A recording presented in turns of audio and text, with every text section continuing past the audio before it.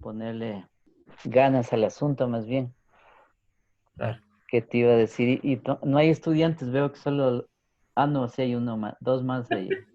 Tú- Ya no tienen ganas de estudiar estos chicos. Ya nadie quiere saber nada ya. Ya nada quieren saber. Sí. Así están. Sí, yo estoy elaborando ahorita como es el cuestionario también, pues, las preguntas que ustedes tienen, porque son esas preguntas que ya les pasé. Sino que tengo un tema pendiente que no lo había topado, es el del liberalismo, entonces quiero topar ese tema ahora para explicar algunas cosas. Además que hay preguntas para el examen de ahí también, entonces, Puta. ah, ah.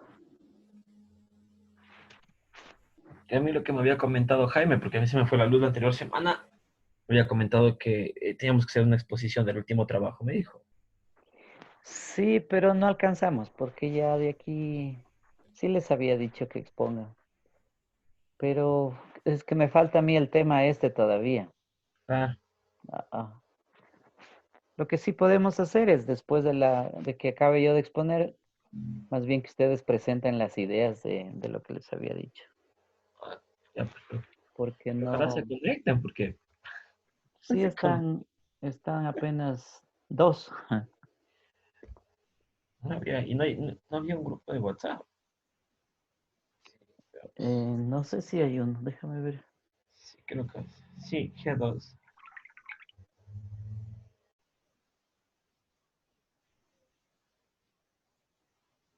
Sí. Porque O sea, ahorita me puso. están, Ya le dije que si es que se va a conectar. ya, sí, porque de todas maneras podemos trabajar pues para presentarles sobre liberalismo y neoliberalismo, que era lo que tenía pendiente para ahora. Ya, pero Sí, pues ya se conectó mi compañero. sí, y además eso les va a servir para como repaso para el examen también, porque esa es la idea. Entonces, más bien vamos a continuar y después a ver si exponen ustedes las ideas que les había pedido también. Voy a compartir pantalla, a ver.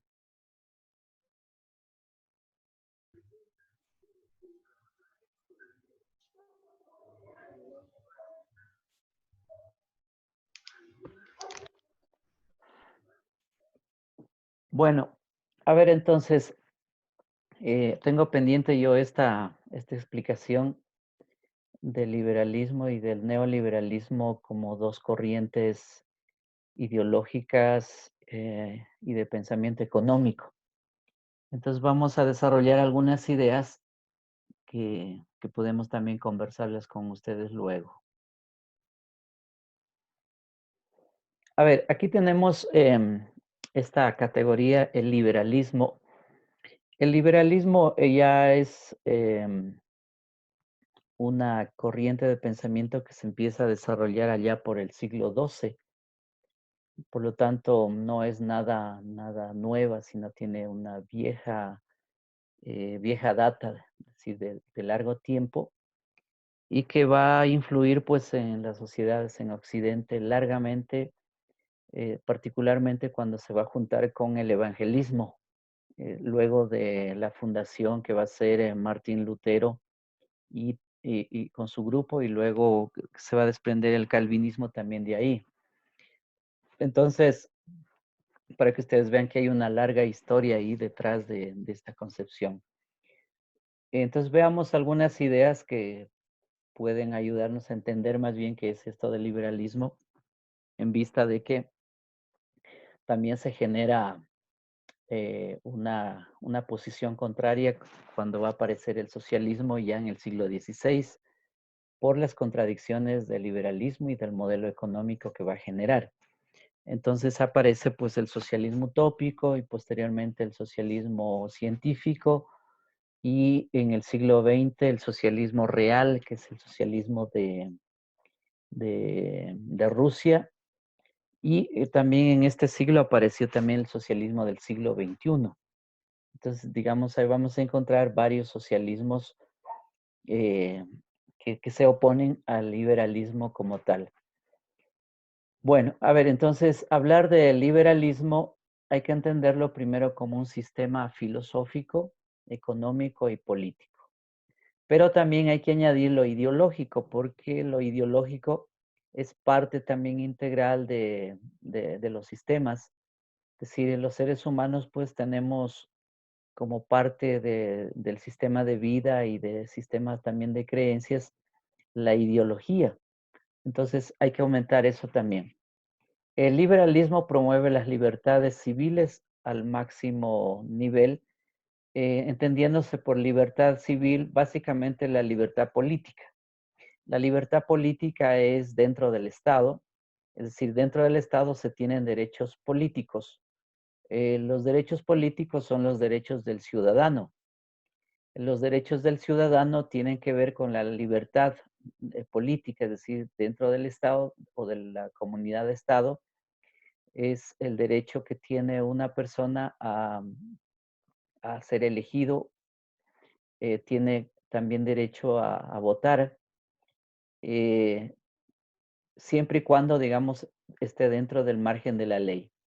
De tal manera que hablar de libertad civil es hablar de libertad política, ¿sí? Dentro del Estado.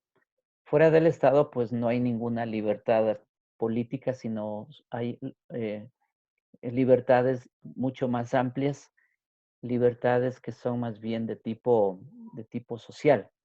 Por ejemplo, derechos sociales o derechos de personas que viven en sociedad o en comunidades.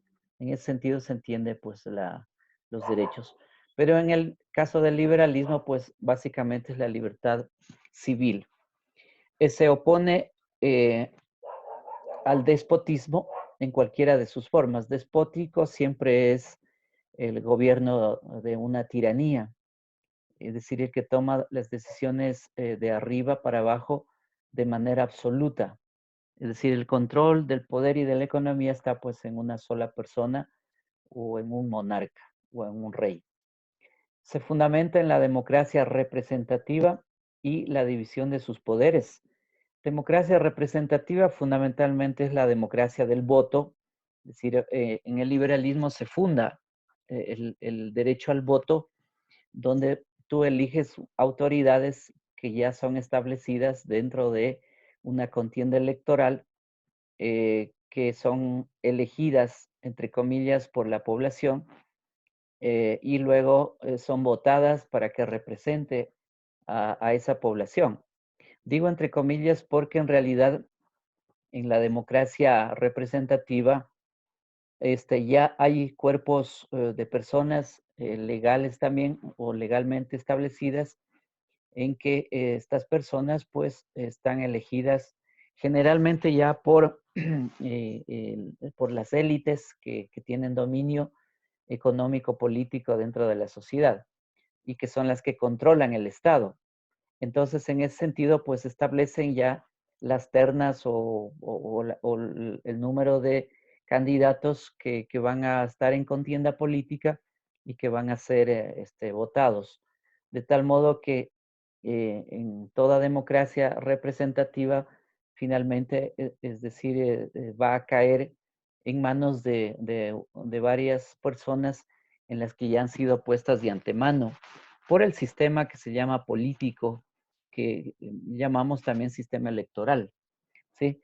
Entonces, en ese sentido, habría que ver, y eso es ya una crítica que se le puede hacer a esta idea de que en realidad la democracia representativa es una falsedad, porque de antemano ya están los candidatos puestos por las élites para representar. Lo que hace el ciudadano común es ir a la urna y votar por una determinada persona u otra, pero de antemano están ya establecidas las personas.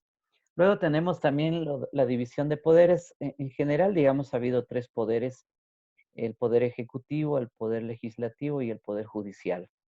No han habido otros poderes en el liberalismo. Bueno, en el caso ecuatoriano y de otros países latinoamericanos, como que se formaron en estos años últimos nuevos poderes. Y eso es típico, por ejemplo, el caso ecuatoriano, el Consejo de Participación Ciudadana es un elemento y el otro, el el Consejo Nacional Electoral como nuevo poder, pero de ahí generalmente han sido 3 poderes. El liberalismo aboga fundamentalmente por las libertades individuales y el progreso de la sociedad. Es decir, se enfatiza el individuo como la célula de la sociedad y se exacerba, es decir, exacerbar significa que se exagera hasta la saciedad al individuo, y por eso es que se habla de los individuos que tienen derechos, pero como ya decía hace un momento, son derechos políticos, ¿sí? Es decir, tienes derecho a votar, y a ese se le llama pues ciudadano.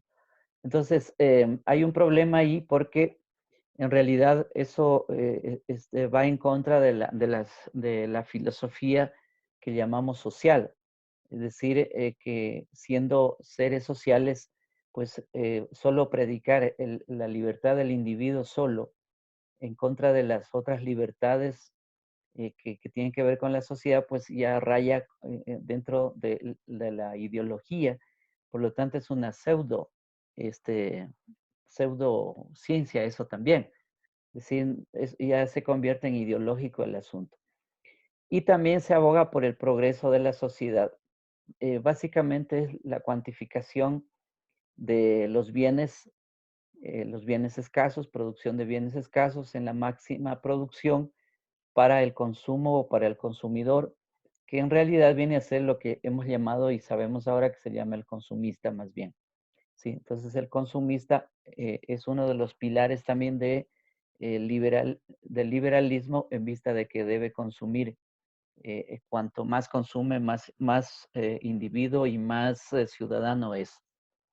El establecimiento de un Estado de Derecho donde prima básicamente la ley. En ese Estado de Derecho y el ciudadano también que decía que tiene derechos políticos, son todos iguales ante la ley, es decir, nadie es desigual. Entonces, mire, estamos hablando que lo que impera básicamente es la ley, la norma, y es la que reglamenta y la que da vida, digamos, a la sociedad civil. Entonces, estamos hablando también dentro de un nivel abstracto, es decir, el individuo y los derechos pues son abstractos, no son reales dentro del liberalismo. Entonces, este es ya otro problema también que contiene el liberalismo, porque en realidad, eh, si todos somos iguales ante la ley, pues mira, todos tenemos que cumplir la ley, pero en la realidad, pues las cosas no son así, porque en la realidad, es decir, cada individuo es una persona y cada individuo es diferente unos de otros, y en todo caso, tampoco somos iguales entre sí. Ya sea desde la perspectiva económica como desde la perspectiva social y cultural también.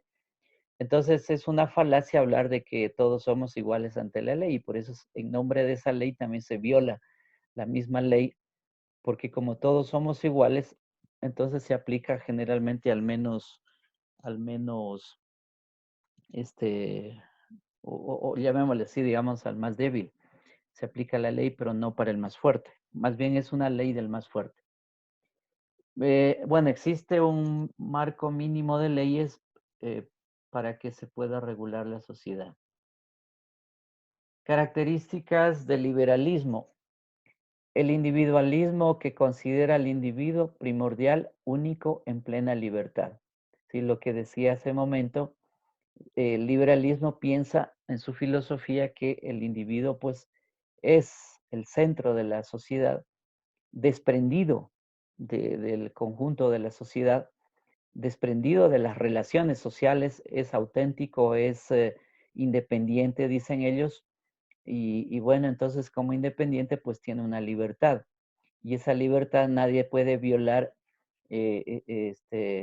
porque, digamos, depende también de las otras libertades, de los otros individuos. De ahí que la máxima es, eh, mi libertad termina donde empieza la del otro.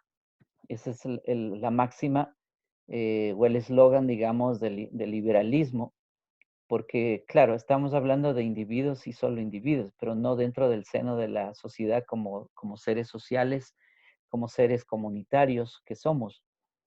Eh, Otra característica es que está por encima de todo aspecto colectivo, es decir, el individuo. Eso tiene también un origen en el siglo XVI con Descartes, René Descartes. Va a ser uno de los primeros filósofos que empieza a separar, es decir, el individuo de la sociedad.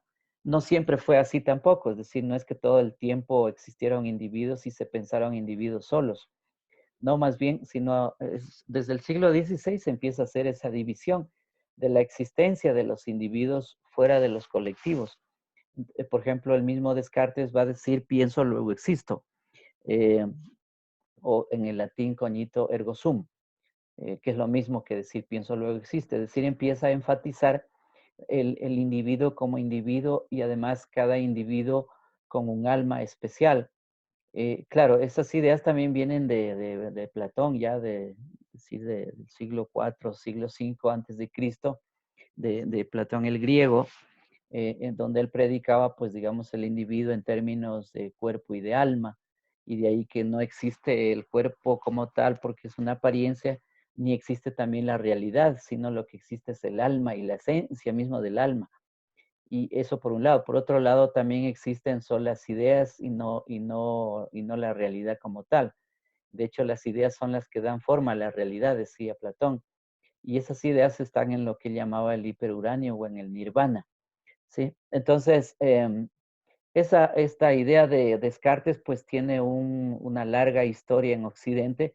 Después vamos a tener otros autores como John Locke mismo, este, creo que es el padre del liberalismo ya de la modernidad, es decir, del siglo XVI para acá, porque le va a dar cuerpo a todas las ideas liberales y donde enfatiza pues sencillamente el individuo que tiene derechos naturales, ¿sí?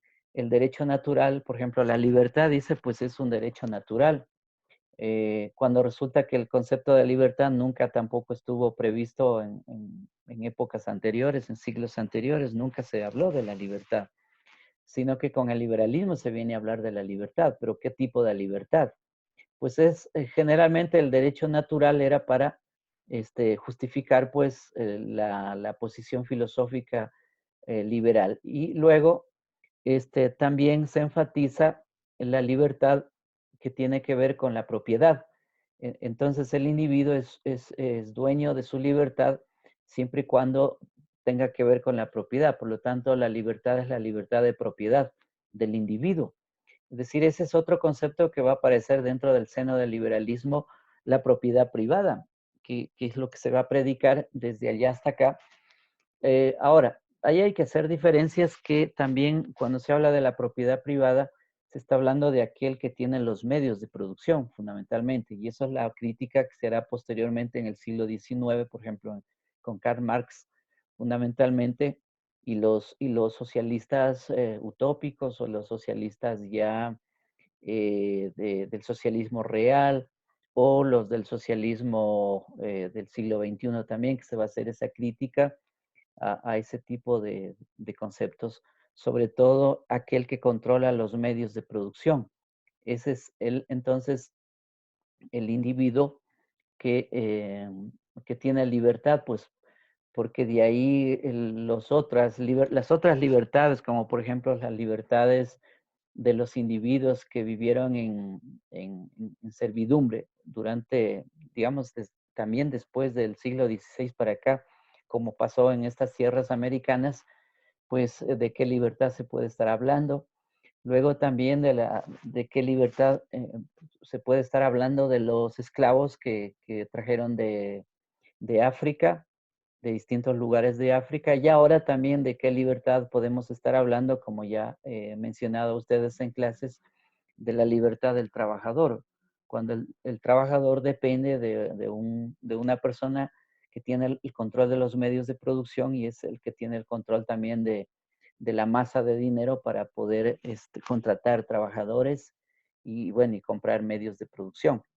Entonces, no hay libertad en ese sentido, es decir, entendiéndose la libertad fuera, digamos, del liberalismo, otra concepción de libertad como es aquella de elegir entre las circunstancias que tienes, varias circunstancias, estás en varias condiciones, ahí tienes varias alternativas en las que tú puedes elegir voluntariamente y de acuerdo a esas circunstancias, pues tomas una decisión también.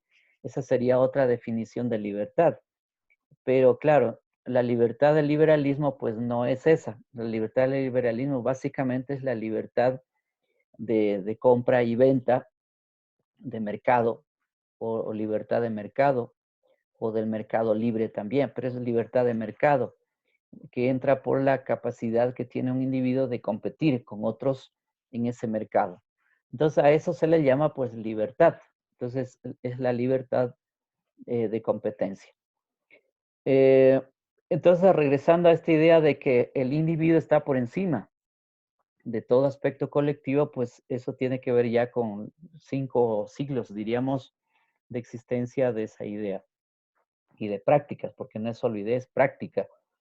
La libertad como derecho inviolable en sus diversos aspectos se habla, que como decía, y que quede claro, es el derecho inviolable se refiere al derecho de propiedad de un individuo, porque ahí es libre el individuo, según el liberalismo. La libertad de expresión, la libertad de pensamiento, la libertad de asociación, la libertad de prensa, cuyo límite consiste en la libertad de los demás. El principio de igualdad entre todas las personas también se aboga por eso. Por ejemplo, la Revolución Francesa va a establecer entre 1885 a 1793, cuando se culmine esa revolución en la Constitución francesa, va a establecer el derecho de igualdad entre todas las personas, sobre todo el derecho de igualdad ante la ley, que es fundamentalmente, porque la Revolución Francesa pues predicó igualdad, fraternidad y libertad, o libertad, igualdad y fraternidad, que son principios esencialmente liberales, porque son producto de la Revolución Francesa y producto del liberalismo de aquella época que va a establecer el Estado-Nación francés. Y a partir de ahí, pues vamos a tener estados-naciones en otras partes del mundo con características, digamos, de esa forma en que lo pensaron los franceses. Los franceses pensaron que la nación viene de nacer, del terruño, viene del origen de una familia, sobre todo de nacer. Entonces, y que corresponde pues a un determinado grupo humano. Entonces, en Francia, lo que hicieron es el grupo más poderoso que influyó sobre el resto de franceses o sobre esa población francesa, fueron los que se impusieron con el idioma francés y crearon lo que se llamó el Estado-Nación, es decir, un solo Estado, una sola nación y no había más. Eh, por ejemplo, Sayes, este autor francés, tiene varios escritos sobre el tema de la nación francesa. Ese modelo también se va a transmitir a otras partes, sobre todo nosotros acá en este continente, sobre todo América Latina.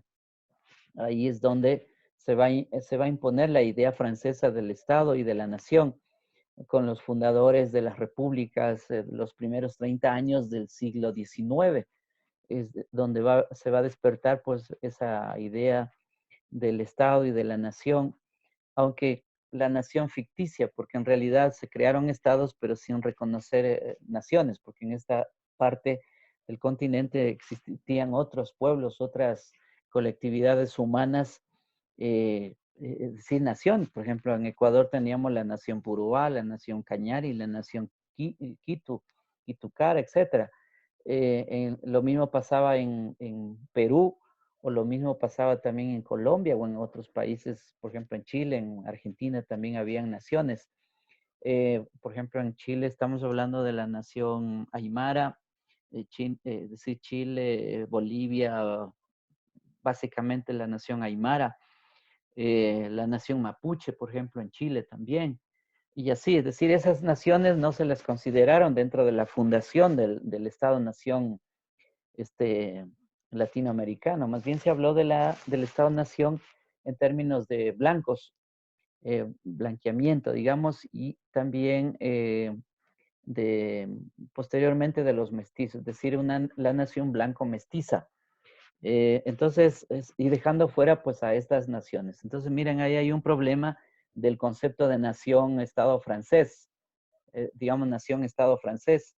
Entonces, ahí hay un problema con eso. Y luego la aplicación también dijeron para nuestros estados, pues la igualdad, la libertad y la fraternidad, cosa que de eso en la realidad pues no existe. Eso es una abstracción, decimos nosotros en ciencias sociales. Otro elemento característica del liberalismo es el derecho a la propiedad privada como fuente de desarrollo e iniciativa individual. Bueno, ahí ustedes han leído ya bastante sobre los economistas clásicos y neoclásicos con el libro de la historia económica. Entonces, tienen ya una idea bastante clara de lo que significa el derecho a la propiedad privada. Y como fuente de desarrollo económico a lo largo de la historia en Occidente. Este derecho de iniciativa individual, pues el liberalismo lo defiende como sea. Lo defiende generalmente a través de la guerra, porque siempre dentro del derecho de propiedad está el derecho de guerra. Es decir, hay que ir a la guerra para poder defender eso. Entonces, de ahí que ustedes pueden ya encontrar por qué los estados, entonces, para defender el derecho de propiedad hacia adentro de los individuos, pues tiene que ir a la guerra y armarse hasta los dientes también, porque el derecho de propiedad implica el derecho a la guerra, porque además el derecho de propiedad implica el apoderamiento también del trabajo humano de otros, porque sin el trabajo humano pues no existe sencillamente riqueza. De ahí que la crítica que hacemos a eso es que el trabajo humano, asalariado sobre todo y vivo, es el que produce la riqueza de las naciones.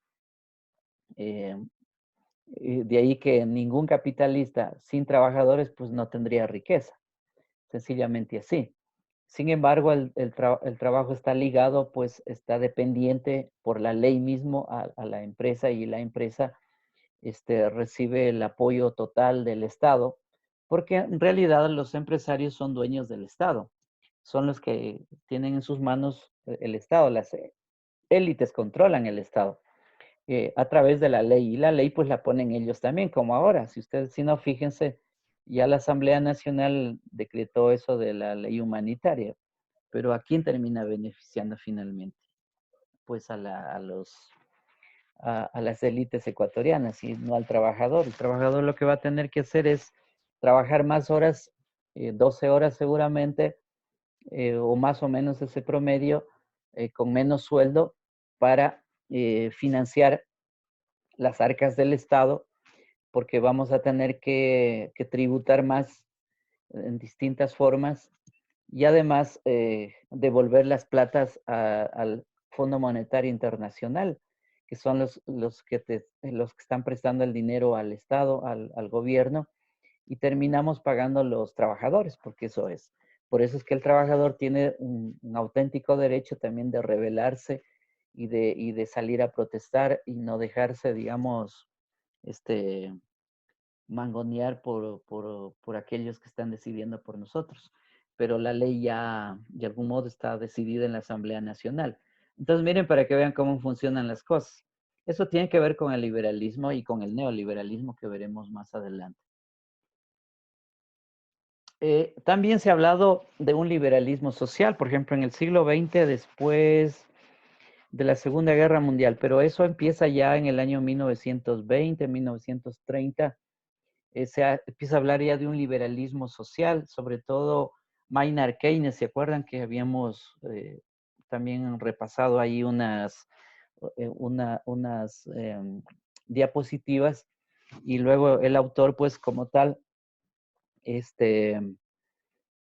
básicamente para tratar de salir de la recesión fuerte o de la Gran Depresión que se llama en el año 1929, empieza a proponer que el Estado sea el que de algún modo intente resolver esa situación. Y eso va a pasar primero esa gran recesión o esa Gran Depresión por el asunto de la Segunda Guerra Mundial, es decir, para salvar la sobreproducción tanto en bienes como en dinero, pues los Estados Unidos crearon la Segunda Guerra para demoler algunas regiones del planeta, como sobre todo Europa y la zona de Japón, y luego inyectar dinero para poder recomponer eso. Es decir, inyectar dinero significaba poner dinero, un plan Marshall, por ejemplo, que se impuso en Europa para, como decían ellos, restaurar Europa, levantar Europa, y eso hicieron. Y así también extender las grandes empresas transnacionales que era lo que estaba en juego en Estados Unidos en esa Segunda Guerra. Bueno, y lo lograron. Eso uno. Lo otro era la cuestión eh, de, de ampliar, de amplificar también el tema de la moneda dura, que era el dólar norteamericano, y por eso es que Nixon va a quitarle también la garantía de oro, y van a dejar pues el oro a un lado, lo van a guardar, y entonces el dólar queda a merced, digamos, del valor que se le puede dar a nivel internacional, dependiendo un poco de los préstamos que haría pues los Estados Unidos a través de sus instituciones bancarias, como también lo otro era vendiendo más mercancías en todo el mundo. Entonces así se recuperaría pues lo que el Estado también prestaba en ese momento. Entonces miren, ahí tenemos, digamos, esa situación. Ante eso aparece entonces Maynard Keynes para tratar a través del Estado pues también como suavizar el tema de la crisis del año 29, pues sí decía que el Estado, al entregar más dinero a la gente, al trabajador, pues también el trabajador tenía capacidad de compra. Es decir, cuanto más dinero tenga, pues podía comprar más cosas. Bueno, esa política duró, ustedes saben muy bien, hasta fines de los años 70, y después sucumbió. Además, ya en los años 70 también los Estados Unidos llegaron al tope de su economía, y luego empezaron de bajada hasta el día de hoy. Hoy están peor que nunca. Bueno, entonces miren, eso es, digamos, el liberalismo social. Básicamente tiene que ver con el estado de bienestar que se va a crear en Europa, y que en Europa pues dio resultados. De hecho, todavía quedan estados en esa condición. Por ejemplo, Dinamarca, Suecia, Escocia, orientados y dirigidos por la socialdemocracia de esos países, bueno, ha logrado, digamos, resultados. El caso de Alemania, si bien es cierto, estuvo conducida estos últimos años por la señora Merkel, más derechista, digamos, y orientada hacia un modelo más neoliberal. Sin embargo, Alemania no dejó del todo el estado de bienestar. Bueno, y en esta crisis, por ejemplo, ha sido Alemania por ese estado de bienestar que han logrado mantenerse más o menos, ¿sí? Y aquellos estados que han estado en esa onda, pues están con menos dificultades que los otros. En cambio, los estados ya que se han neoliberalizado están en la última, es decir, están en la mayor crisis. Y un ejemplo, pues, es el caso ecuatoriano o de países latinoamericanos, que han sido los que han asumido más el modelo neoliberal. Entonces, miren, esa era básicamente la idea del liberalismo social, que tendió pues hacia el tema más del estado de bienestar. El liberalismo social defiende la intromisión del Estado o de los derechos colectivos en la conducta privada de los individuos. Sí, es propio del Estado liberal social, pues, la defensa de derechos, sean individuales y colectivos. Es decir, aceptó de alguna manera, a regañadientes, porque eso han hecho, a regañadientes, aceptar de algún modo aquello que le molesta, y que la gente ha estado pidiendo por mucho tiempo, es el tema de los derechos. Por eso es que los derechos en general están dentro del liberalismo clásico o del liberalismo social. Por ejemplo, la misma constitución ecuatoriana está dentro del concepto del liberalismo social. Si lo que tenemos ahora como constitución, pues es liberal social. De ahí que para alguien que se le ocurra decir que eso es socialismo, pues no tiene, no sabe, no conoce nada primero de socialismo y segundo no puede hablar en esos términos porque no hay nada de real ahí. Entonces, el liberalismo social, por ejemplo, en el caso ecuatoriano con la Constitución, acepta una cantidad de derechos. De ahí que la Constitución tiene muchos derechos que van desde derechos de la naturaleza, por ejemplo, la naturaleza como sujeto de derechos, los derechos colectivos, los derechos sociales, derechos culturales, se reconocen una cantidad de derechos, derecho a la comunicación, derecho a, qué sé yo, a la alimentación, que es la soberanía alimentaria, entre otros aspectos de derechos reconocidos a la libre expresión, bueno, todo eso. Plantea que los ciudadanos sean libres al momento de elegir sus grupos sociales y religiosos como máxima expresión de sus derechos. La no intromisión del Estado permitiría, a ver, otro elemento clásico, a ver, porque esto es clásico, y Adam Smith y los otros pues hablaban de que el Estado no debe meterse en cuestiones económicas, sino que más bien debe reglamentar la entrega del dinero a los pobres, es decir, hacer asistencia social de algún modo para que no se mueran ahí los pobres y entregar pues lo que llamaríamos ahora esto del bono de desarrollo humano, básicamente. Pero en realidad eso viene desde ya el siglo XVIII para adelante, se estableció eso, y que el Estado es el que debe hacer. Entonces se acepta una mínima intervención del Estado, pero en ese sentido. Pero en economía, pues hay que mantener las distancias, es decir, la economía debe moverse por su cuenta y la política por otro lado. Claro, eso científicamente hablando es un error, es decir, no se puede porque la vida humana, la vida social no funciona así. Es decir, yo no puedo decir por un lado dejo mi sueldo y yo no soy Olger, y por el otro lado pues entonces está la política y hago, no, es que no se puede. O el empresario no puede decir yo hago solito economía y el Estado que no se interponga entre mí. Eso no es cierto en la realidad, por algo aspiran al poder. Y el mismo señor Lazo, pues en ese momento está haciendo eso, que quiere el poder. Dice que él desde los 14 años, pues ha liderado y le ha ido muy bien, ha sido exitoso, dice él, entonces podría gobernar muy bien el país. ¿Por qué uno se interesa a ver?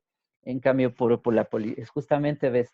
Pero en términos económicos dice no, a mí no se me metan con la economía porque eso es algo personal y la política es otra cosa. ¿Se da cuenta cómo se para? Científicamente no aguanta ninguna crítica a ese tipo de acciones. Bueno, la no intervención o intromisión del Estado permitiría, bueno, el uso de las drogas, la libertad de paso, es decir, tú puedes ir y venir, la no regulación al matrimonio de parte del Estado, la liberación de la enseñanza, es decir, se puede aprender todo lo que quieras dependiendo de qué institución te, te enseñe, es decir, tienes propuestas ahí de libertad de enseñanza, no hay control, digamos, a eso. Entonces, todo eso es el concepto de libertad.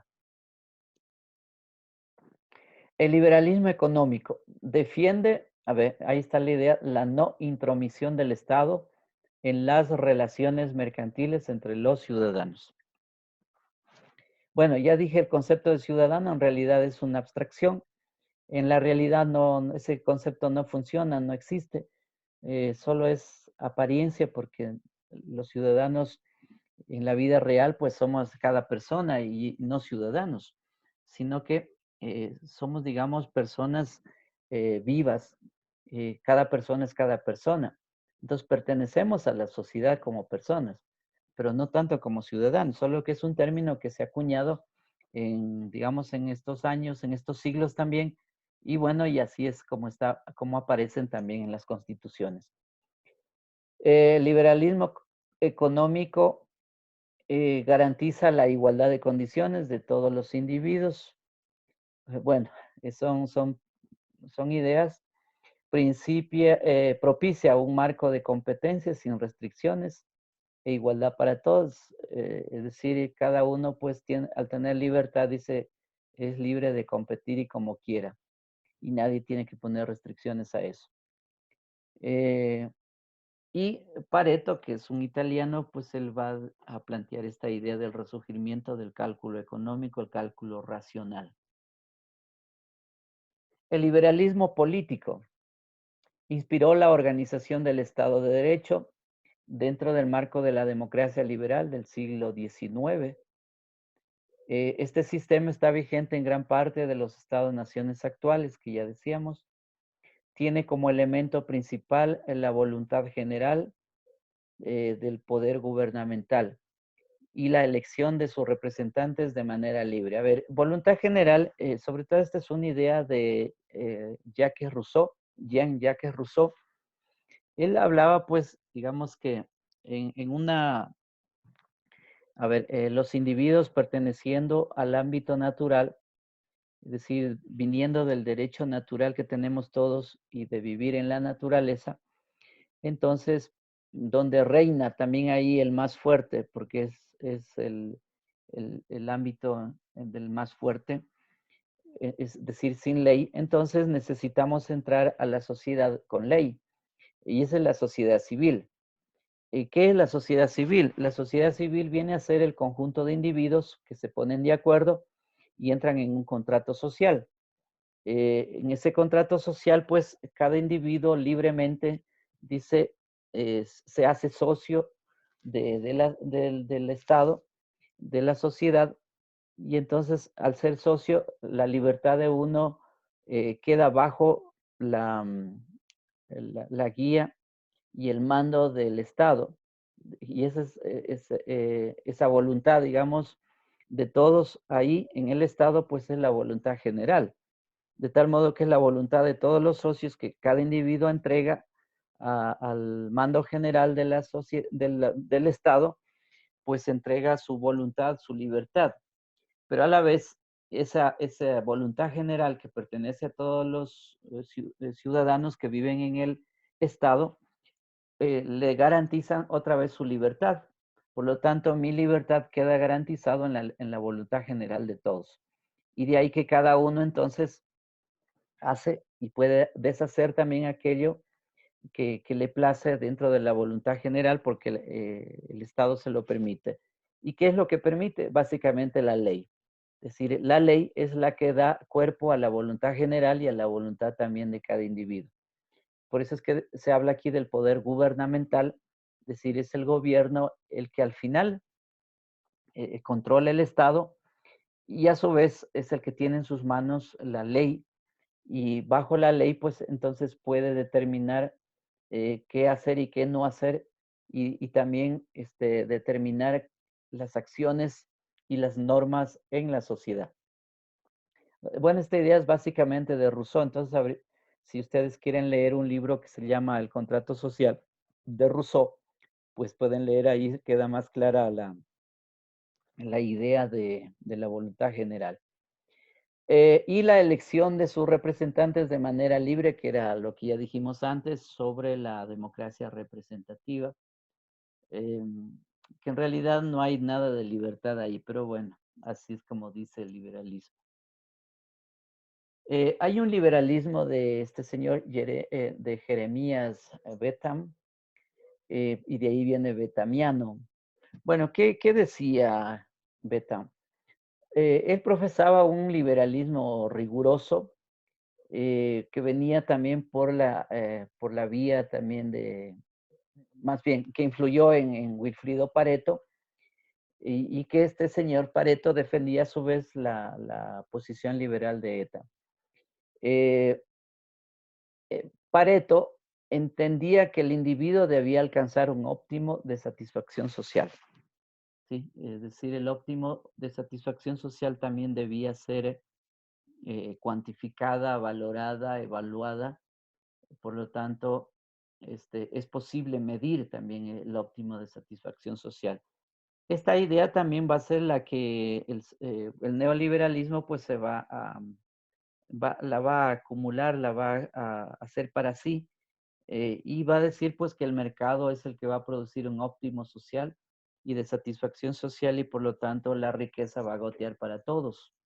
Eh, es decir, es una riqueza de goteo, donde va a gotear para todos. Bueno, esta idea del neoliberalismo, del goteo de la riqueza, pues viene justamente de Pareto. Bueno, aquí tenemos algunos pensadores liberales. A ver, si ustedes miran de arriba abajo, hay unas clasificaciones, por ejemplo, dentro de la filosofía, dentro de la economía y dentro de la política.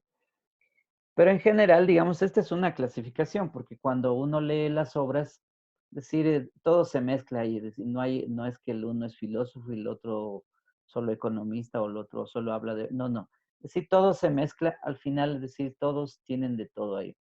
Pero bueno, aquí para entender mejor, digamos, la tendencia de estos pensadores, bueno, está así determinada en esta forma. Entonces, dentro de los pensadores como más filosóficos está John Locke, Montesquieu, José Ortega y Gasset, Jean-Jacques Rousseau.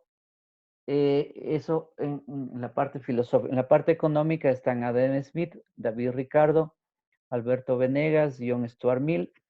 Y en la parte política están Benjamin Franklin, Francisco de Miranda, que fue uno de los intervinientes en Colombia en la cuestión de la formación de la República en Colombia, Thomas Jefferson, Benito Juárez. Y gente que ha divulgado en nuestro continente muchas de estas ideas, pues son estos señores que están ahí. Por ejemplo, ahí tenemos el caso de Juan Montalvo. Juan Montalvo fue un liberal ambateño, pues que divulgó mucho las ideas liberales, además para ir hacia la independencia de España. Octavio Paz, Marcos Aguinis y Armando Valladares, entre otros. Bueno, aquí estamos, a ver, vamos a pasar entonces al neoliberalismo.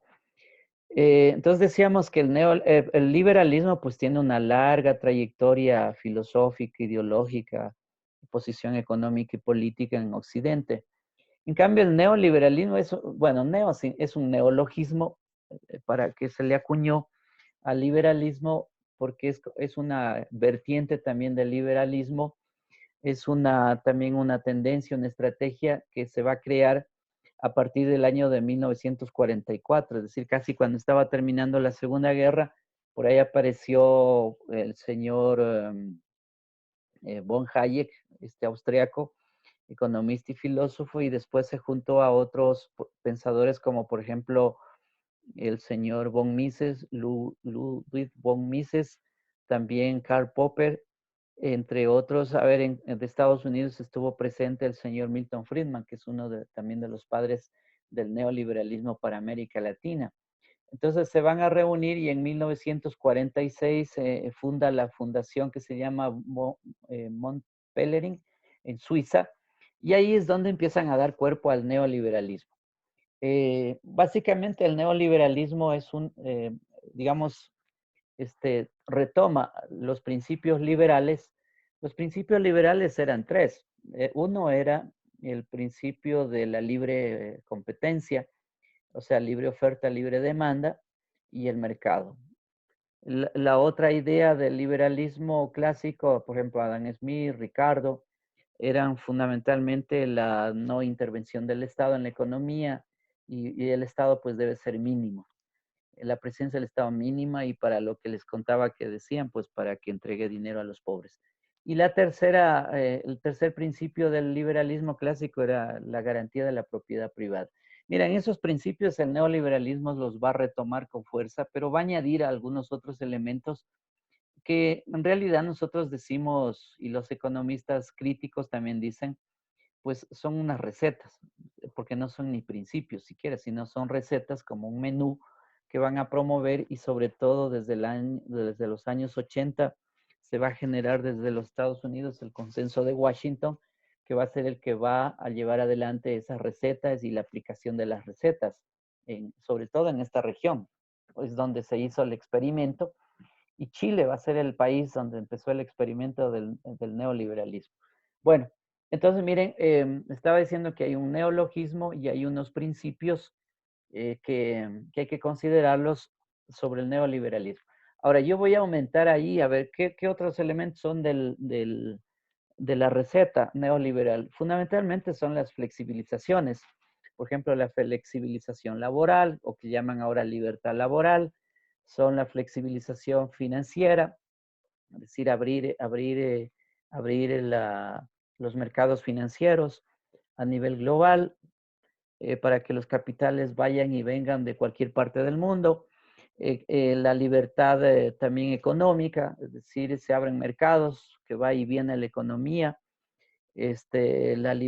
la flexibilización del Estado, por decir, ese es el concepto de flexibilización. Después tenemos también el, em, el hecho de los subsidios, es decir, quitar o eliminar subsidios, porque como el estado de bienestar lo que hacía era subsidiar.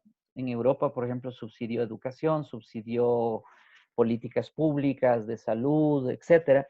Y en esta parte del continente también en los años 60, 70, pues el estado de bienestar de algún modo subsidiaba también, eso quedó todavía en nuestro país, por ejemplo, los subsidios a educación, a salud, todo eso. Entonces el neoliberalismo, pues como parte de su receta dice, no subsidios, eliminación de subsidios.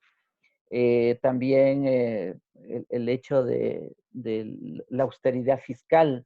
La austeridad fiscal es otra receta que predicaron dentro del neoliberalismo en el sentido de que el Estado tiene que achicarse, no volverse burocrático porque hay que ahorrar dinero para poder también pagar las deudas que tiene el Estado con los acreedores internacionales. Bueno, tradicionalmente los acreedores internacionales nacieron en lo que se llama instituciones de Bretton Woods después de la Segunda Guerra.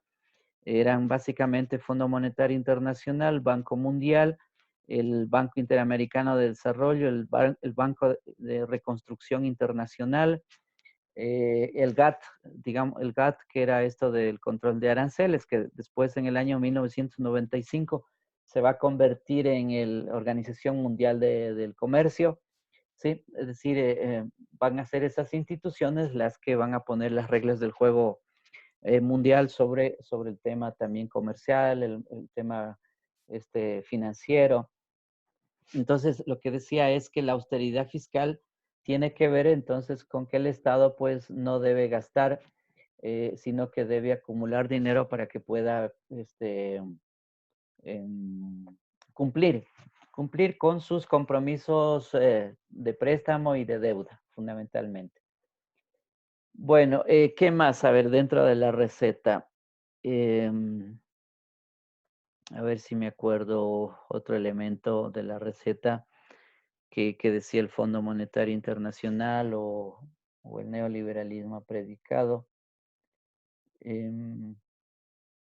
Bueno, creo que son básicamente esos elementos de la receta, es decir, son varios ahí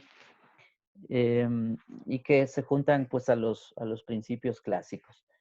Bueno, entonces un poco era para contarles qué es esto del neoliberalismo. Ahora, el neoliberalismo proviene de la neoclásica liberalism, que sería el concepto en inglés, que viene a ser el neoliberalismo neoclásico, ¿sí?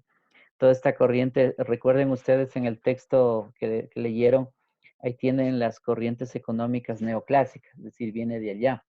Entonces ahí van a encontrar estos autores como los que yo dije, caso de Karl Popper, de von Mises, de von Hayek, etcétera, de Milton Friedman, entre otros. Están ahí en esa tendencia neoclásica. Suele considerarse erróneamente como una aparición del liberalismo del siglo XIX, eso es decimonónico.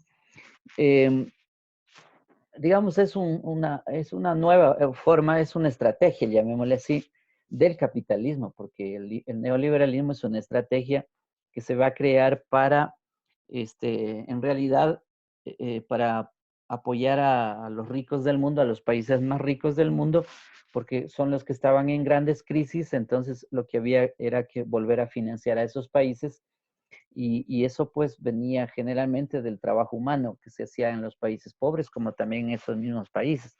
Pero en realidad los que han terminado pagando los platos rotos son los países pobres, porque de ahí sale la riqueza.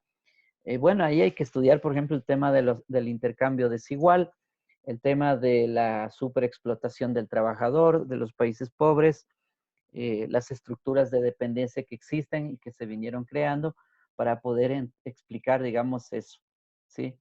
En realidad yo diría que nosotros los latinoamericanos, así como estamos y como hemos venido viviendo, pues estamos condenados a la dependencia económica y en todo sentido.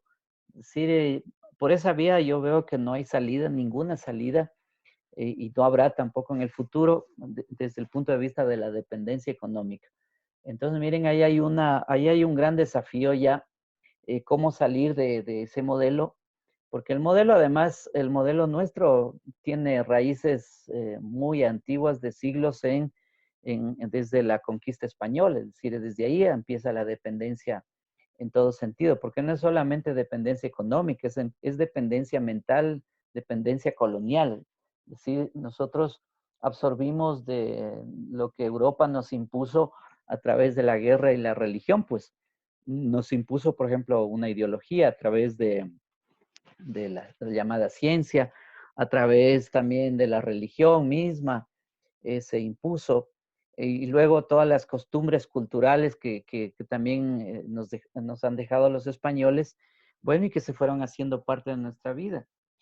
Se impuso el capitalismo mismo, se impuso conceptos como el de raza, hasta el día de hoy, que son conceptos, más bien ni conceptos, sino son cuestiones ideológicas que se pusieron en nuestras mentalidades. Bueno, y no hemos salido de ahí. Entonces, miren, es todo un combo.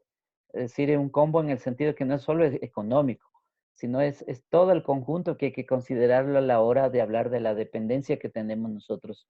Y ese es el gran reto que tenemos si queremos salir de esta situación y si queremos mantenernos así como están. Por eso es que yo me atrevo siempre a hablar de que estamos en una esclavitud moderna, porque eso es. Y ahora yo veo que la cosa se complica más porque, por ejemplo, cómo está el país queriendo ser controlado o ya está siendo controlado es como una hacienda. El país está en esas circunstancias, es decir, estamos controlados como que si fuéramos peones de hacienda y eso es lo que va a venir porque ya con lo que ha decidido la Asamblea Nacional y están decidiendo pues el gobierno, es decir, es un nuevo régimen de hacienda, solo que es una hacienda moderna, ya no es la hacienda que tuvimos en los siglos anteriores que duró hasta el año 60 del siglo XX. Es decir, ahí la hacienda cambió, se modernizó y bueno, entramos en un periodo de modernización del Estado ecuatoriano. Entonces estamos en una hacienda moderna y así es como nos quieren controlar, pues, y eso lo veo súper grave. Entonces, por eso es importante tomar conciencia de eso nosotros estudiantes para que, bueno, cómo reaccionamos y qué vamos a hacer, porque no podemos seguir bajo régimen de hacienda. Bueno, y eso tiene que ver con el neoliberalismo. Eh, También el neoliberalismo es una propuesta macroeconómica que tiende a ser neutral con respecto a las libertades civiles. Eso entre comillas, porque en realidad no hay ninguna neutralidad en ninguna ciencia, ni en ninguna teoría, ni doctrina, ni en nada. Es decir, nosotros no somos neutrales. Por ejemplo, lo que yo voy diciendo ahora no es nada neutral. Si aquí hubiera una gente que son, por ejemplo, empresarios, seguro que estarían en desacuerdo conmigo en las críticas que yo hago, porque sencillamente no hay neutralidad, pues. Y lo mismo yo tampoco estaría de acuerdo con esas personas, con las posiciones que tengan económicas de las libertades civiles o la libertad de contratación, la libertad de trabajo, como ellos dicen, que es la flexibilización laboral, precarización del trabajo. Es decir, seguro que ellos están de acuerdo con eso, pero yo no. Y así, es decir, eso no es neutral. Entonces, miren, no hay neutralidad. Callar no es neutral y hablar tampoco es neutral. Entonces, de ahí que el que calla otorga, dicen, pero eso es verdad, en vista de que el no decir nada, pues también es uno cómplice de lo que están diciendo los otros o no tomar partido, no tomar posición. ¿Qué más el neoliberalismo? Agrupa un conjunto de ideologías y teorías económicas que promueven el fortalecimiento de la economía nacional macroeconómica. Aunque esto también ya no es cierto, miren, El neoliberalismo, como expandió la economía por todo el mundo, está en todas partes esa estrategia. Entonces, la idea es la globalización de los mercados, sean comerciales, globalización de mercados financieros, la globalización de la comunicación. Lo que aún no se ha globalizado es el trabajo humano, es decir, el trabajo le pone un montón de trabas. Y si no, ahí está el ejemplo en Estados Unidos de cómo el presidente Trump, pues, tiene la idea de poner ahí más de 11,000 kilómetros de muralla para que no pasen los latinoamericanos del sur o de Centroamérica o mexicanos hacia el norte. O sea, es parecer una muralla china eso. Bueno, ¿y será por qué? Porque no quiere ver trabajadores ni quieren tener trabajadores allá. Entonces, miren, el trabajo no se ha mundializado, está ceñido estrictamente a los estados nacionales. En cambio, el resto de cosas se ha mundializado. Entonces, ahí hay un desnivel, hay una gran brecha entre la mundialización, no, más bien la globalización de la economía y la no globalización del trabajo humano. El neoliberalismo conduce a intereses políticos más que a la economía propiamente de mercado. Bueno, aquí tenemos algunos pensadores que ya dijimos liberales, ¿sí? Y que tienen que ver también con, aquí habría que aumentar estos que dijimos de Milton Friedman, por ejemplo, de von Hayek, todos los economistas de Chicago Boys, por ejemplo, estos que fueron mandados desde América Latina a estudiar en la época del 60, 70 de Estados Unidos y regresaron a imponer pues en los países el neoliberalismo. Por ejemplo, el caso chileno es típico porque el presidente estadounidense de la época, Nixon, llevó a estudiar a los economistas, los llevaron becados y después, para el golpe chileno, pues después del golpe resulta que los pusieron a esos economistas a que lleven adelante las políticas económicas en Chile. Bueno, fueron esos y en el caso de los otros países, pues pasó igual. En Argentina igual, en Ecuador lo mismo. Por ejemplo, ahí hay un señor Yepes, por ponerles un ejemplo, que estudió en Estados Unidos y después vino a imponer las políticas en el gobierno, por ejemplo, de Maguad. Sí, entonces y así podemos seguir hablando de eso. Origen y política. Este término nace previo a la primera, ya dijimos, guerra mundial, para diferenciarlo del liberalismo. Esta es una escuela filosófica e ideológica, yo diría, unificada en la diversidad de escuelas y movimientos. Historia. Suele defender los conceptos básicos del liberalismo del siglo XIX, como por ejemplo la iniciativa privada, la limitada del crecimiento del Estado, el subsidio del Estado, y eso es.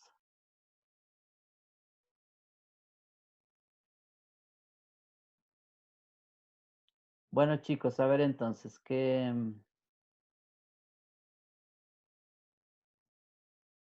dicen ustedes? A ver, ¿tienen ideas sobre estas cosas que he dicho? ¿Qué les parece? A ver, hagamos una relación entre la exposición que yo he dicho y lo que nos está pasando. A ver, ¿cómo relacionan ustedes? ¿Hay evidencia ahí? ¿Hay algún parecido, alguna semejanza?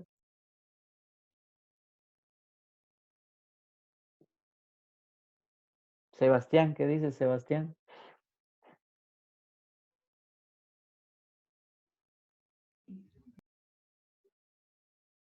Perdón, Inge, se me cortó que me preguntó. Decía que si hay algún parecido, alguna semejanza entre el liberalismo, el neoliberalismo y la realidad actual ecuatoriana. ¿Cómo ves tú si hacemos alguna relación ahí? O sea, más relación de lo que escuché, igual es más por el neoliberalismo que intentó, como quien dice, aplicar aquí Rafael Correa.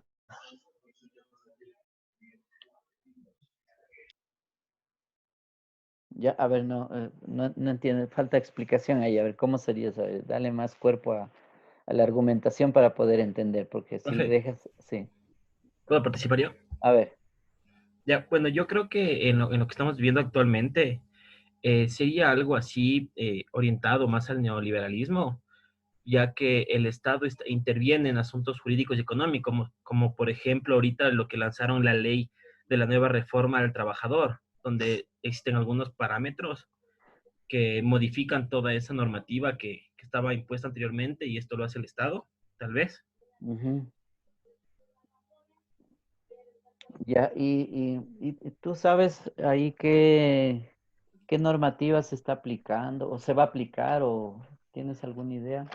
Eh, por lo que había escuchado y obviamente me había enterado, porque igual soy un trabajador más del país, pues es que igual se iba a reducir la carga de horario del trabajador, se iba a disminuir el sueldo básico aproximadamente a $220.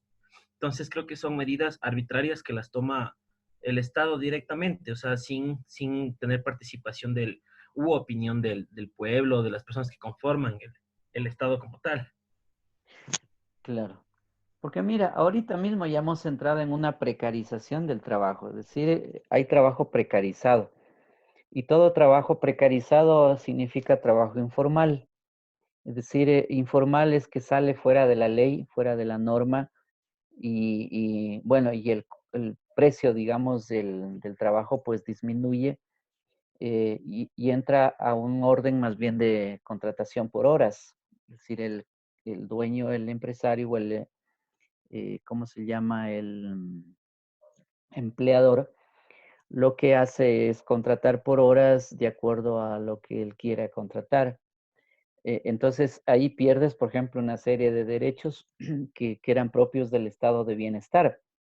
En el estado de bienestar que decíamos en Europa es donde más se va a desarrollar bueno, todavía queda en algunos países, pues se regulariza, se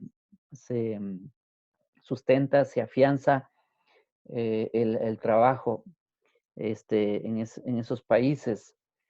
Y bueno, en América Latina también, de algún modo, en los años 60, 70, pues, como decíamos en la exposición anterior del modelo cepalino, de algún modo también se trató de replicar ese ejemplo europeo, creando empresas. Por ejemplo, los estados empezaron a crear empresas estatales que después se repartieron con el neoliberalismo. A partir de los 80 empezaron a repartirse las empresas, y de hecho así pasó, pues. En el Ecuador, por ejemplo, pasó así, pero en toda la región pasó también eso. ¿Sí? Después hemos tenido un régimen largo de neoliberalismo, hasta ahora, pues porque no es que hemos salido de eso, y ahora se vuelve a radicalizar mucho más, ¿ves? Entonces estamos hablando del trabajo precarizado, que es básicamente el no estar afiliado, el no tener garantías legales, no tener una contratación más dignificante, digamos, más asegurada, sino todo lo contrario. Entonces, mira, el asunto se vuelve, es grave, porque es una cuestión súper grave para un trabajador que no tenga, imagínate, una contratación estable, y que finalmente tampoco tenga asegurados derechos, es decir, está condenado a la desesperación, al día a día y a la muerte, porque al final, ¿a dónde conduce todo eso? Es decir, si no tiene capacidad para sobrevivir, sencillamente va conduciéndose a la muerte. Entonces, mira, eso, De digamos, lo neoliberal también podrías, Ingela, de lo neoliberal también podría ser lo que se está viendo de la privatización de las empresas estatales. claro, por supuesto. Mira, eso tiene que ver con la liberalización de, a ver,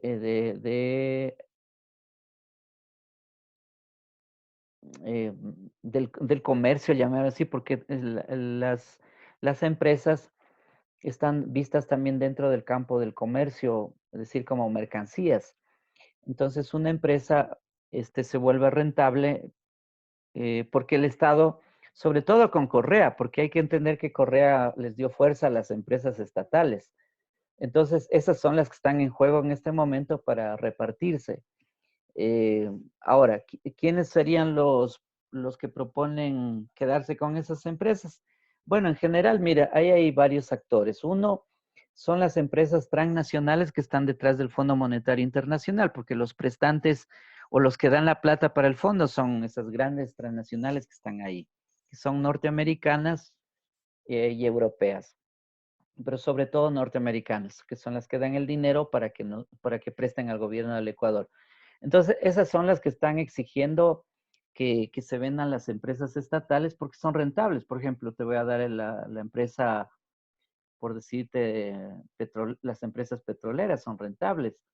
Las empresas Lo de como CNT mismo. eso, justamente te iba a decir, CNT son súper rentables. O cualquier otra empresa de estas que, por ejemplo, las hidroeléctricas, por decirte, que también están en juego. Es decir, todas estas empresas pues están en ese orden de ser repartidas. Y el sistema bancario, por ejemplo, y eso iba a contarles que entre los que tienen propuestas de comprar, por ejemplo, el Banco del Pacífico, de aquí dentro del país está Guillermo Lazo, que es uno de los oferentes, digamos, de cómo comprar ese banco. Por eso es que él también quiere llegar a ser presidente para, seguramente será que a través de eso se apropia, porque de él ya tenemos experiencia. Cuando fue superministro en el año 1998-1999 en el gobierno de Yamil Maguad. Ahí es donde se apropió pues del sistema financiero y se hizo la plata y sí. Entonces, ahora quiere dar, creo, otro golpe, me parece a mí, porque está en juego, por ejemplo, el Banco del Pacífico, y él, de hecho, ya dijo que le gustaría comprar ese banco. ¿Te das cuenta? Pero hay estas otras empresas. Bueno, y lo que ustedes dicen es eso, es decir, ya tenemos experiencia de que las empresas estatales siempre fueron repartidas eh, en años anteriores o en décadas anteriores, siempre se quedaron en manos de, digamos, de las élites que tienen el dinero o la plata, pues para poder hacerse, porque además ni siquiera las compran bien, sino que las compran como decimos, a precio de huevo, ¿sí? Bueno, eso está así. ¿Qué más? A ver, por ejemplo, pregunto yo sobre la austeridad fiscal, a ver, ¿cómo lo ven ustedes?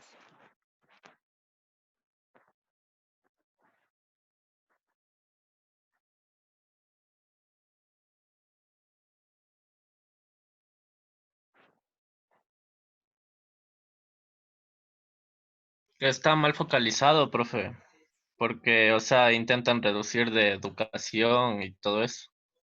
Ajá, Y son, o sea, como que sectores donde más se debería invertir, así estemos o como quien dice, no tocar, pase lo que pase. claro. De Se hecho, puede sacar de otros lugares. claro, de hecho la Constitución lo prohíbe, verás. Constitución ecuatoriana. Por eso piden la destitución o del, del economista, ay, se me fue el apellido. Martínez. Economista Martínez, ¿te refieres? Al que está encargado del Ministerio de Finanzas, se me fue ahorita el Por apellido. eso, a Richard Martínez. Sí, Claro, es que él es pro empresario, pues, es decir, él viene de ahí, entonces ha favorecido a todos los empresarios del país. Por eso es que está sucediendo lo que está sucediendo, porque, bueno, eso es culpa del Moreno, pues, porque finalmente, ¿quién pone quién forma el equipo que le va a acompañar en la gobernabilidad? Pues es el presidente que se alía con las personas que él cree conveniente, porque él es el que elige. Entonces eligió a Richard Martínez, que es pro empresario, porque él ha trabajado con los empresarios a nivel de todo el país y sobre todo los de Guayaquil, ¿no? Entonces, ¿qué más se puede esperar de ahí? Bueno, ¿y qué salida podemos encontrar? ¿Qué plantean ustedes? O sea, ¿cómo podemos ir buscando una salida? Porque yo en realidad estoy súper pesimista de la situación así como está. O sea, en realidad yo tengo una perspectiva que debemos hacer, pero el problema es que la gente no está preparada para eso tampoco. Miren, para mí la alternativa de este país es que tendríamos que ir a una revolución social, porque la revolución social lo que hace es desmadrar, es decir, topa las bases de la sociedad tal como están y las licúa y las revuelve es decir, no hay chance ahí para que los ricos ni los pobres al final se repartan la torta, sino que entras en una reestructuración, decir una transformación más que en una transformación de la sociedad en su conjunto. Claro que eso pasa por la violencia, por supuesto, porque ninguna revolución social ha sido pacífica, ¿sí? Y entonces, para mí esa es la salida. O sea, para mí la cuestión es un asunto social y político que hay que hacerlo. El problema es que los ecuatorianos no estamos preparados para eso porque, uy, ay, ay, si hasta estudiar les cuesta, porque para eso necesitas grandes pensadores y hacedores es decir, tienen entendimiento de la sociedad en su conjunto, están, digamos, empapados de las relaciones que se tejen de la estructura de la sociedad. Es decir, eso pasa por intelectuales también que son los que están preparados. Es decir, necesitas un país sumamente preparado y con capacidad crítica, porque no es suficiente solo haber ido a la universidad, eso no es así, sino que necesitas haber desarrollado el pensamiento crítico, la capacidad crítica de ver donde otros no pueden ver. Entonces, solo así es superable esta cosa. De ahí los parches, parches, como decimos, las agüitas ahí de tibias, eso no funciona. Ya hemos vivido mucho tiempo, es decir, desde la formación del Estado, el Ecuador ha sido como ustedes lo ven ahora. Es decir, eso la historia ya nos cuenta clarito cómo ha venido tejiéndose. Es decir, no hemos superado nada. Estamos en las mismas condiciones, incluso yo diría hasta peores, porque las condiciones nuestras han desmejorado totalmente en la sociedad. La cuestión económica, es decir, está atravesada por la corrupción de toda la sociedad en su conjunto. Eso es cultural. Por eso es que todo el mundo trata de aprovechar lo que más puede en plena crisis, en lugar de compadecerse, de volverse solidarios, nada. Aprovechan, es decir, todas las circunstancias. Y ustedes ven que eso está desde arriba del gobierno hasta abajo de la sociedad. Es decir, todo el mundo hace lo mismo. Entonces, miren, tenemos graves problemas sociales de moral y de ética, fundamentalmente. Y eso no se puede cambiar así con una ley. Por eso es que, por ejemplo, ahí estaban proponiendo ir a una nueva constituyente. Eso no resuelve el problema. Las constituyentes no han resuelto el problema. Otros decían en años, por ejemplo, en 1998 hay que cambiar las leyes de la constitución, las normas. Cambiaron las normas y ahí está, es decir, no resuelve el problema. O sea, no hay posibilidad alguna por esta vía. Entonces tenemos que ir por otra vía, pero para eso tenemos que empezar a formarnos. Deberían ser modelos más estrictos como en Singapur. Es una cosa, así tiene que ser, porque así como está eso, te digo, yo no le veo salida.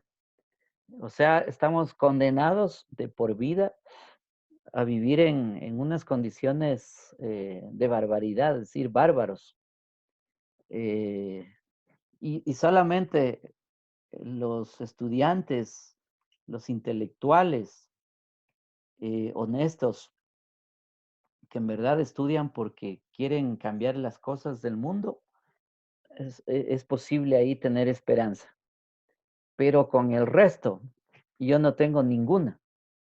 Eh, Imagínense, y peor con las maneras de estudiar, que ahora también hay otro problema con los estudiantes. Solo estudian con el celular, ya no van a la biblioteca, no les gusta leer. A mí me lo han dicho, profe, ¿por qué nos hace leer? ¿Por qué nos manda a leer? Nosotros somos prácticos, nosotros no somos o sea, y así cosas de eso. Entonces, ¿qué puedes esperar ahí? De ahí tienes una cantidad de ingenieros, por ejemplo, que yo conozco. Ingenieros, pero vaya a ver, Las mujeres limpiándose las uñas, pintándose las uñas, en eso. Los varones, bueno, haciendo alguna otra cosa, en las farras, chupe, trago, y se acabó. Hasta ahí va la cosa. Más de eso no hay propuestas, pues. Entonces imagínate. Y lo que necesitamos es justamente gente, estudiantes que salen también ya de la universidad y que propongan qué cambios necesitamos para esta sociedad, pues. Porque además, varios de los que van saliendo se meten también en las cuestiones del Estado, están de mandos medios o están en los ministerios. Mira, ahí tenemos los mismos, son jóvenes los que están en este rato, Paula Romo, el Wright, ese, ¿cómo se llama? El que está al lado del presidente, el secretario ese de comunicación, ese que se enfrentó ahí con el de la CNN, entre otros, digamos, son jóvenes.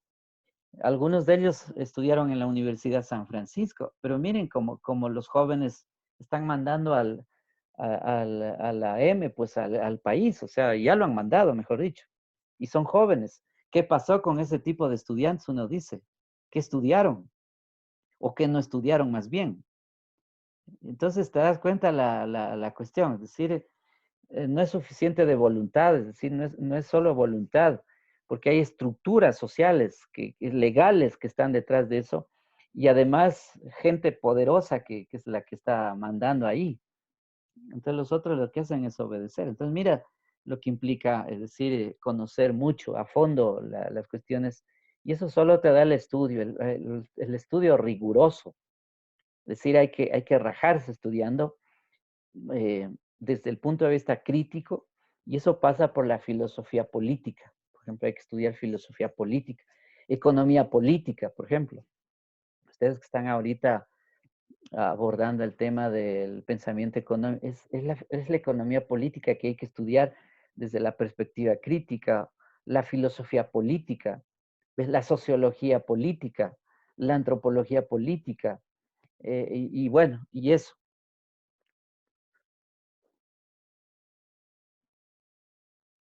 Eso es jóvenes. Bueno, ¿tienen alguna crítica?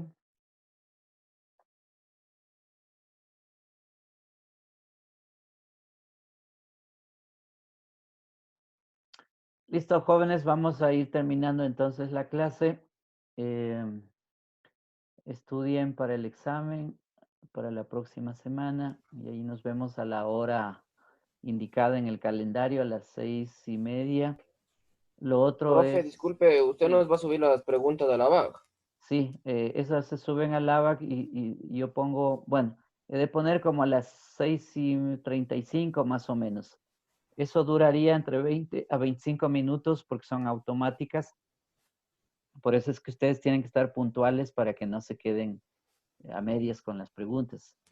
Entonces, yo he de abrir ahí, he de venir acá para abrirles, digamos, abro igual como una clase porque es una clase normal.